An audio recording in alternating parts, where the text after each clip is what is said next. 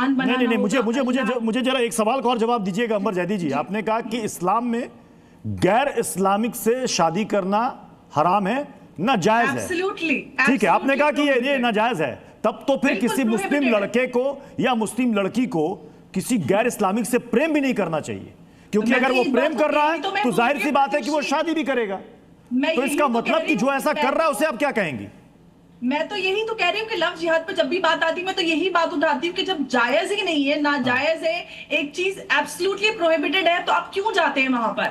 इसका मतलब तो यही है कि आप एक पर्पस से जा रहे हैं। अगर आमिर खान की आप बात आती है, उन्होंने स्पेशल मैरिज एक्ट में शादी की है, लेकिन अदरवाइज इस्लाम की रूह से जो मुफ्ती साहब कह रहे हो बिल्कुल जायज है। जाकिया जी जल्दी से, उसके बाद मैं शिका जी का रुख करूंगा।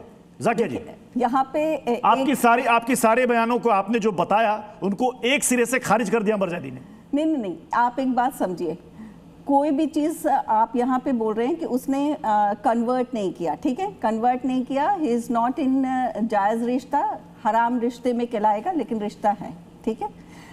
कोई भी चीज़ फोर्सफुली नहीं होता, एक सेकंड, कोई भी चीज़ फोर्सफुली नहीं होता है। आप ईमान फोर्सफुली ऑन द बेसिस कि आपको हमारे साथ निकाह करना है, आप ईमान लाया है, ये वो ईमान में काउंट ही नहीं हुआ, पहला चीज़, ठीक है।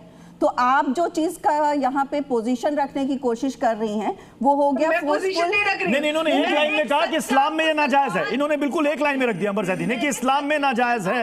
वो कह रहे इस्लाम में हो ही नहीं सकती, गैर इस्लामिक से शादी हो नहीं सकती, हराम निकाह कहलाएगा। ठीक है, मैं इशिका जी को रखिएगा। इशिका जी, फिर तो सवाल ये है कि अगर गैर इस्लामिक लड़की से आप शादी नहीं कर सकते तो फिर जितने लोगों ने अब तक शादियां की हैं उनकी शादी का स्टेटस भी तो माना नहीं जाएगा।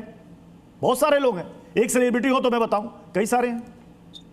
देखिए, पहली बात ना, मुझे ये लव जिहाद का तो प्रॉब्लम नहीं नजर आता है। मुझे ये दिखाई देता है ये गर्भ जिहाद है, क्योंकि हमेशा एक मुस्लिम लड़का आएगा, हिंदू लड़की को पकड़ेगा, उससे मुसलमान बच्चे पैदा करेगा और आगे की हमारी पूरी नस्ल को खराब कर देगा, या फिर इनकी शब्दों में बोला जाए तो हराम कर देगा।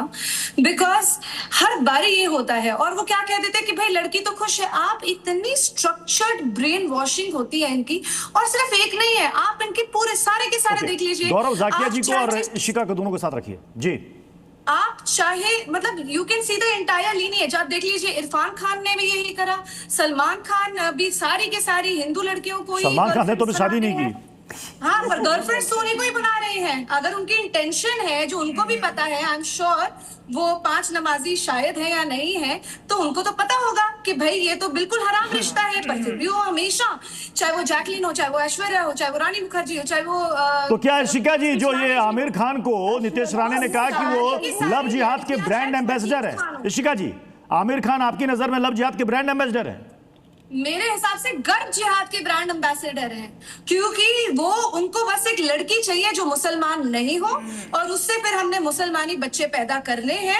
और ये हमेशा से चलता आ रहा है, और ये सबका चलता जा रहा है। And it is very important कि हम लोग उससे खुले में बात करें, क्योंकि आप देखिए ना, करीना का इतना ब्रेन वॉशिंग करा कि वो खुशी आपकी बता रही है कि भाई मेरे बेटे का नाम तो तैमूर है, क्योंकि सैफ अली खान को मंगोल किंग्स बड़े पसंद थे।